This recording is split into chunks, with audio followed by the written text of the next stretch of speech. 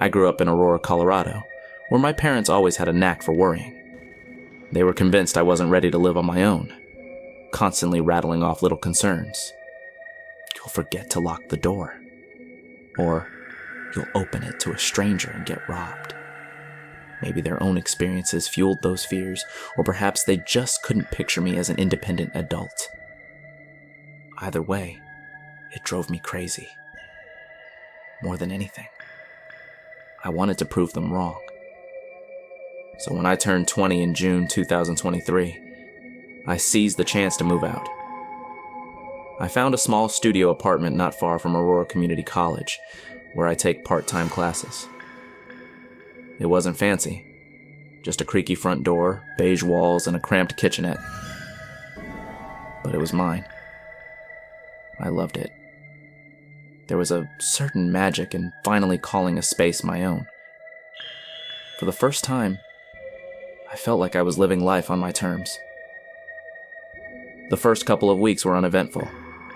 I bought cheap furniture from Craigslist and IKEA, hung posters on the walls, and did my best to make it cozy. My old TV, a small boxy relic I'd had for a decade, was outdated. Fuzzy speakers, flickering screen.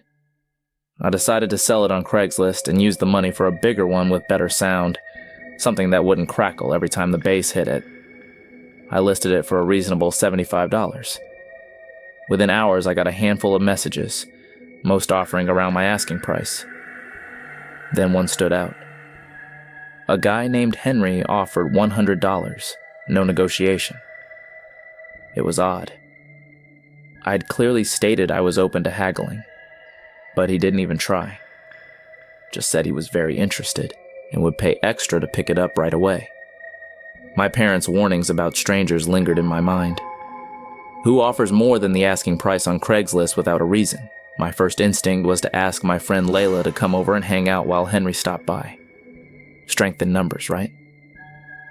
But then I thought about how desperately I wanted to prove I could handle this alone.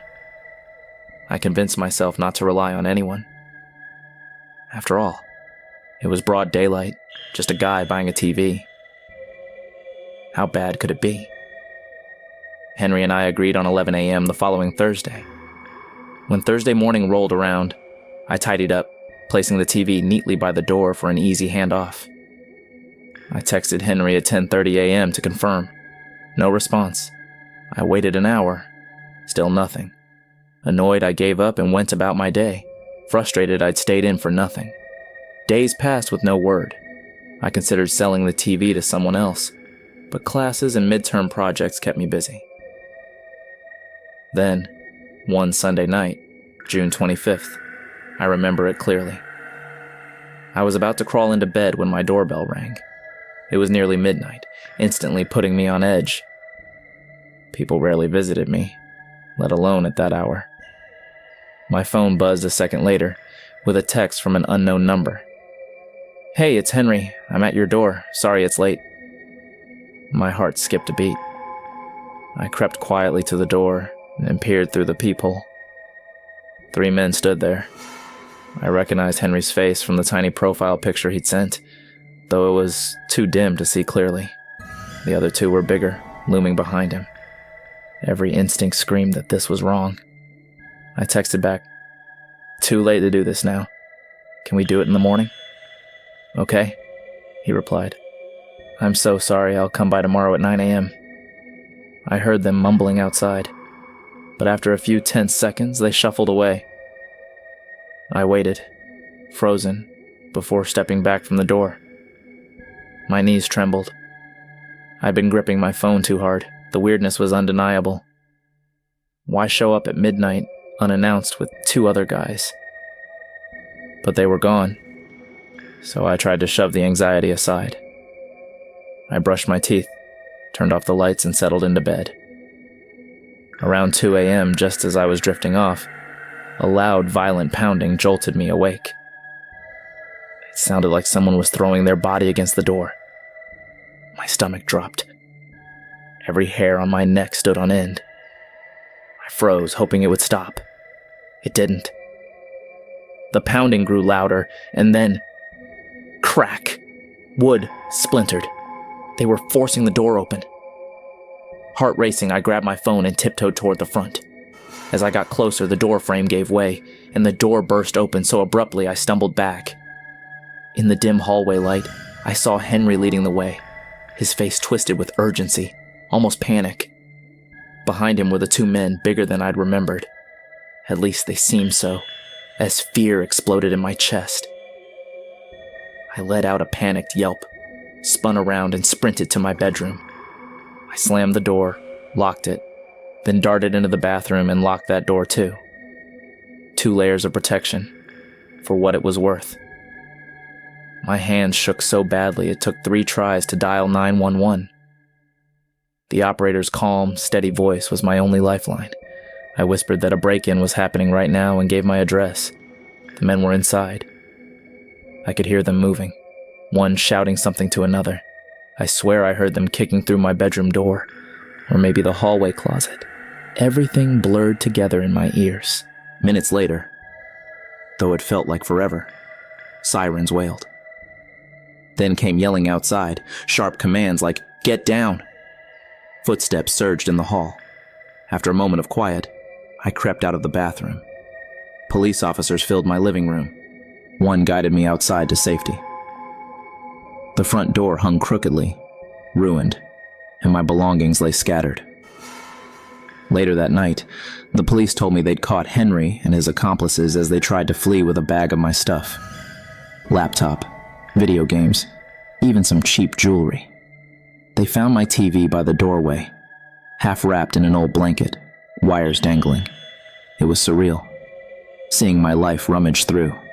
An officer explained that Henry and his crew had been flagged before for suspicious Craigslist meetups, though they'd never been caught in the act until now.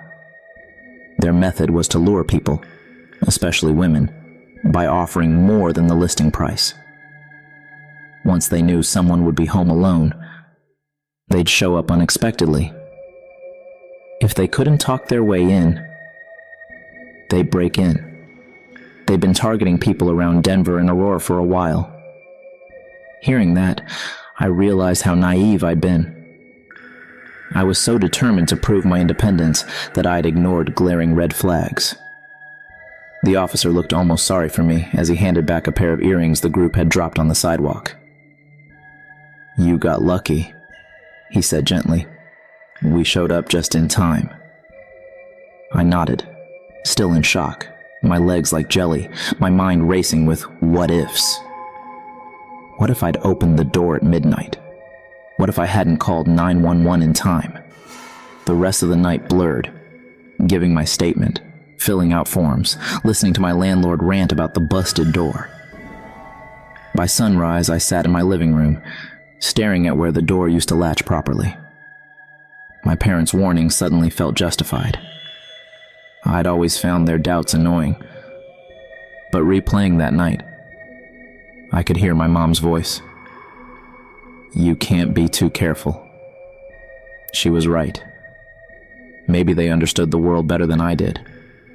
Maybe I needed that harsh lesson. That creeping vulnerability never fully left me. Sometimes, late at night, I hear the normal creaks and pops of my apartment walls and wonder if someone's testing the locks again. It's not paranoia. It's knowing there really are people like Henry out there, hunting for easy targets.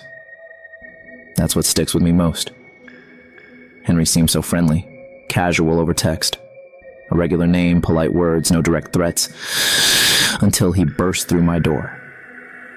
The terrifying truth is, you never really know who's behind those messages. Worse, I nearly let them in, all because I wanted to prove something. Before we move to the next story, if you're new to our channel, don't forget to hit the subscribe button and turn on the bell icon to stay updated with our upcoming scary stories. I always wanted to be a quarterback. Growing up in Phoenix, Arizona, I dreamed of throwing winning passes under Friday night lights. But my dad, a retired Army captain, valued discipline above all else. He saw potential in me, just not on the football field. By 18, I found myself enrolling in the local police academy instead of trying out for a college team. I guess I traded one uniform for another. I won't pretend I don't sometimes wonder, what if? But over time, I grew comfortable in law enforcement. I liked the structure, the sense of purpose. My dad and I clashed often, but he was proud to see me wear the badge. Eventually, I worked my way into a detective position with the Phoenix Police Department, focusing on organized crime. In May 2007, I made an arrest that landed me on the front pages of local news. I pulled over a white Chevy Suburban at 2 a.m. for suspicious driving near the outskirts of Maricopa County. The driver was Ronnie Red Alvarez, the rumored leader of a violent burglary ring terrorizing neighborhoods. A tip from an informant had me on edge that night, so I followed my gut when I spotted the Suburban idling without headlights. What started as a routine traffic stop escalated fast, but I managed to cuff him alone. It felt like a huge victory, like intercepting a game-winning pass in the final seconds of a championship. But shortly after Alvarez's arrest, things got strange.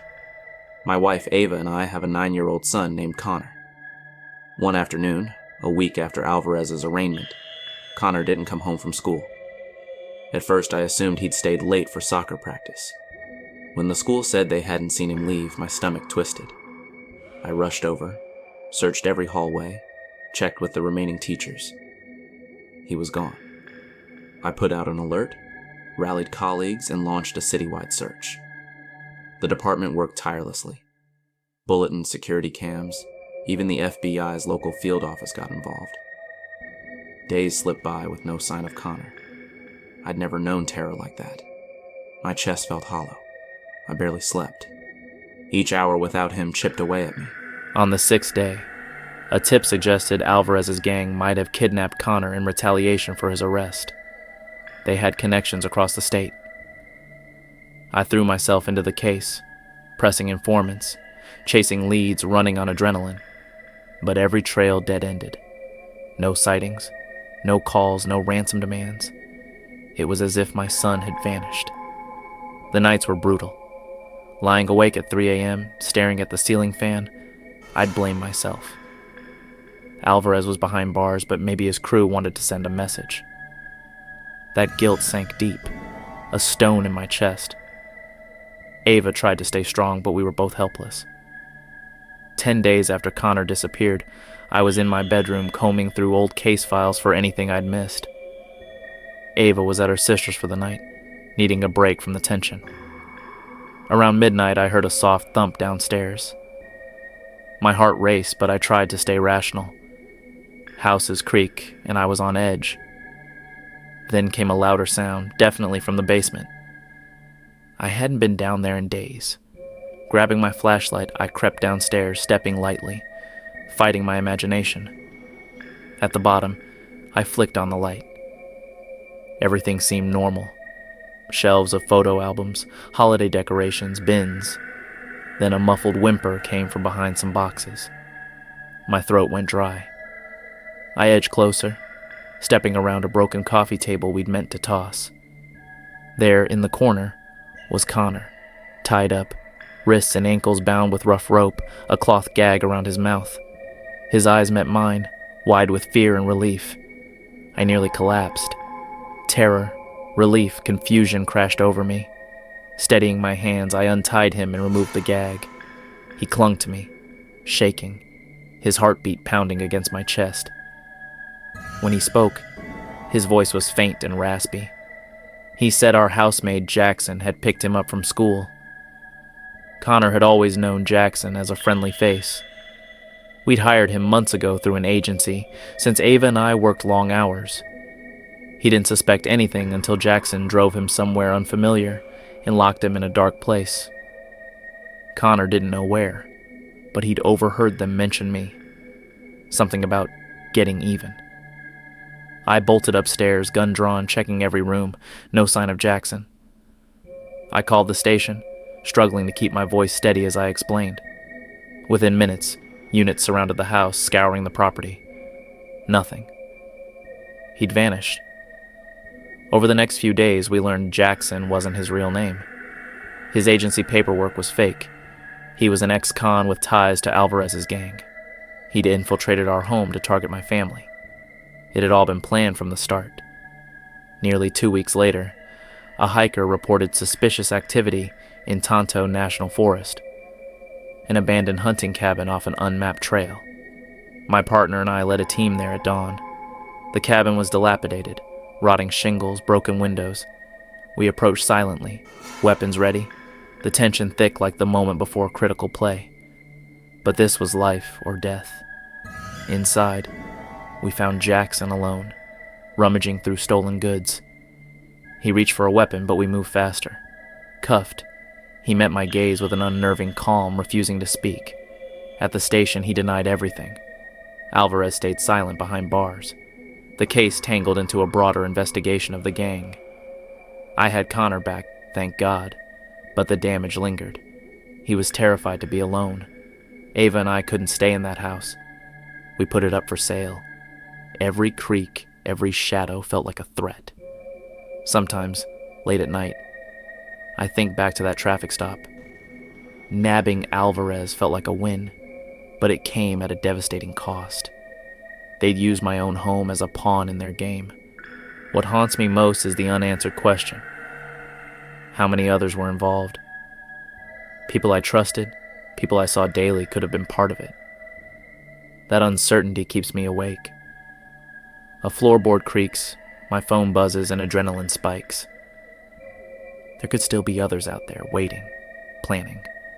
Maybe they're just names in a file. Or maybe they're blending into life like Jackson did, biding their time. How easily he got close, playing the helpful maid. If it happened once, couldn't it happen again? If a trained detective like me got duped in my own home, what does that mean for everyone else? That's what unsettles me most. I used to work the night shift at a small warehouse just outside Sacramento, California. It was April 2022 when I started. 10 p.m. to 6 a.m. Honestly, it wasn't bad. The place was quiet, even peaceful, with just me and a couple of others packing boxes and sorting inventory. My boss, Mike Evans, was the kind of guy you'd trust instantly. Late 40s, glasses, always neat in a button-up and jeans, with a fatherly vibe. On my first night, he shook my hand firmly, smiled warmly, and showed me the ropes. He'd check in regularly, bringing coffee or snacks, genuinely asking how we were doing. I liked Mike. Everyone did.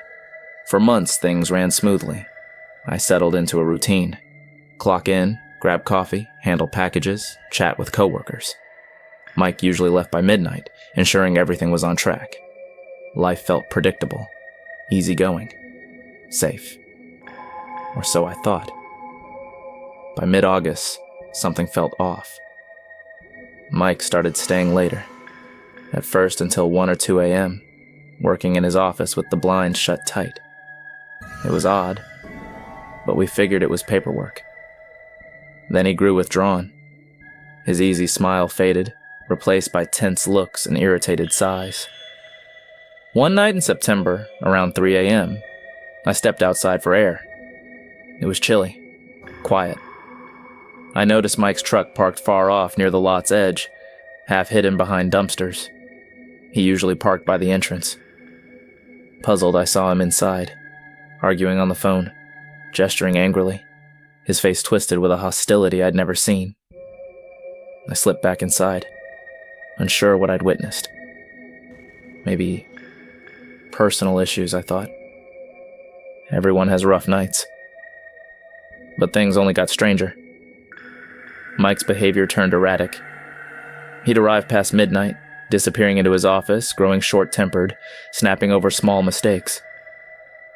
The guy who once brought donuts barely made eye contact. Rumors swirled. Co-workers whispered about shady late-night visitors when most staff were gone. One, Alex, swore he saw Mike handing sealed boxes to strangers in unmarked vans at 4 a.m. It sounded sketchy. But Mike? He didn't seem the type. I brushed it off as sleep-deprived paranoia, though a nagging voice reminded me of his late-night calls and hidden truck meetings. Then, one night in October, just before Halloween, I stayed late to clear a backlog. Around 4 a.m., the warehouse was silent, empty. Or so I thought. Moving boxes to the loading bay, I heard muffled voices from Mike's office. The door was cracked open. Heart pounding, I crept closer and peeked inside. Mike stood by his desk with two rough-looking strangers hunched over stacks of cash, a lot of cash. His expression was cold, focused, nothing like the friendly boss I knew. Adrenaline surged. I backed away, pretending to pack boxes, trying to calm down. Soon, the men left through the back, glancing my way as they passed. Mike stayed in his office. I avoided him and left at 6 a.m. The next shift, he was back to normal. Friendly greetings, casual smiles, handing out coffee. It was jarring how easily he flipped. For days, I convinced myself I'd misread it. But the image of him with that cash and those men stuck. Not long after, Alex quit abruptly, saying little beyond needing a change. That felt off too, like he knew more. Then, one November night at 3 a.m., I was alone, finishing inventory. Mike hadn't shown up, which wasn't unusual anymore. As I marked a shipment, the loading dock door creaked open. My heart stopped. No deliveries were scheduled. Heavy, deliberate footsteps echoed. I hid behind a shelf, gripping a box cutter. The steps paused near Mike's office. Keys jingled. Peeking out, I saw Mike. Disheveled, hair messy, clothes rumpled. He unlocked his office, went in, and left the door ajar. Seconds later, loud bangs erupted. Doors slammed, files scattered. He was frantically searching. Nausea hit. I feared he'd sensed me. Then he rushed out, clutching a thick envelope, glancing around nervously before bolting to his truck. He never returned. His phone went to voicemail. He was gone. Rumors flew. Some said he fled to Mexico, others hinted at darker fates. Police eventually came, questioning us about stolen shipments and Mike's activities. We knew little, but apparently he'd been using the warehouse as a hub for stolen goods, tied to dangerous people. Months later, I quit too, unable to shake the feeling that someone might walk through those doors, looking for Mike or what he owed them. Even now, alone at night, I think of Mike. The warm smiles, thoughtful chats, all hiding something dark. What scares me isn't just what I saw, but what I never understood. Mike had two faces. I only knew the good one. The other, tangled with criminals and late-night deals, was a shadow beneath the surface. The chilling question lingers. How well do we really know the people we trust? I'm writing this in January 2021, over a year after it happened. And that uneasy knot in my stomach still twists when I think about it. My name's Darren, and I used to live just outside Syracuse, New York. I was finishing my senior year of college then, working part-time at a grocery store. In late November 2019, my friend Mitch sent me a link to an online forum post about an abandoned textile warehouse near downtown. It had gone bankrupt decades ago, and people reported strange noises inside at night. Some blamed rats or stray dogs, others hinted at squatters. I've always been drawn to forgotten places. Their quiet emptiness fascinates me, like a puzzle begging to reveal what happened and why they were left behind. Mitch and I planned to check it out that Friday night. We didn't tell anyone. It was a terrible idea, but we convinced ourselves we'd just poke around and leave fast. That evening, we parked a block away on a deserted side street. The air was cold, our breath visible, the sky a dull gray. The building loomed, 5 stories of broken windows and graffiti-scarred brick. A padlocked chain barred the front doors, but we found a busted side window to slip through. Inside, it reeked of mildew and stale air. Our flashlights pierced the dusty darkness, revealing scattered drywall and rusted machinery in the corners. We spoke in hushed tones, more instinct than reason, as if the walls were listening. On the first floor, we explored old offices, collapsed ceilings, yellowed papers, broken desks. I found a 1978 ledger listing fabric shipments, making the place feel alive once, like people had worked here daily until it all stopped. We ventured upstairs via a creaky metal staircase, each step groaning, the echoes unnaturally loud. The second floor was a vast open space with overturned sewing tables, shattered windows letting in a constant draft, and plastic sheets flapping from the rafters like eerie decorations. It felt frozen in time, a relic of a lost decade. Part of me wanted to leave, but the emptiness pulled me deeper. We found an open elevator shaft. No elevator, just a dark pit. Mitch tossed in a piece of debris. We counted seconds before it hit bottom. We marked it as a spot to avoid. On the third floor, things turned unsettling. Footprints marked the thick dust, recent, not ours, leading down a hallway to the right. We followed, flashlights trembling slightly, unsure what we'd find. Other explorers, maybe a squatter. I wasn't scared yet, just tense. Around a corner, a door glinted faintly at the hall's end under a sliver of outside light. The footprints stopped abruptly, as if whoever made them vanished into a side room. But there was no door or gap. My pulse quickened. It was too quiet, save for a faint drip of water behind us. Mitch pointed to a discarded flashlight on the floor. I picked it up. It flickered weakly when I pressed the switch. Then a dull scraping echoed from near the door, like something heavy dragging across concrete. We froze. Mitch signaled to kill my light. I did. In the dark, the scraping continued. Slow. Deliberate. My eyes adjusted enough to see the door slightly ajar, but no light spilled from inside. Just blackness. I wanted to call out, but that sound screamed, "Stay quiet." Then it stopped. Dead silence. Mitch motioned to retreat. Normally I'd push to investigate, but my gut said no. We backed away, moving faster, and scrambled down to the first floor, nearly tripping on debris. Outside, we jogged to the car, locking ourselves in before speaking. I asked Mitch if he'd seen anyone in the doorway. He shook his head. I started the car, and we drove off. We barely talked on the way home and never returned. Later, I tried rationalizing it. Maybe a homeless person dragging a pipe, scavenging metal. But those vanishing footprints? Maybe they faded or we missed them in the dark. Still, it felt wrong. And that flashlight? Why leave it if it worked? Unless something made them drop it.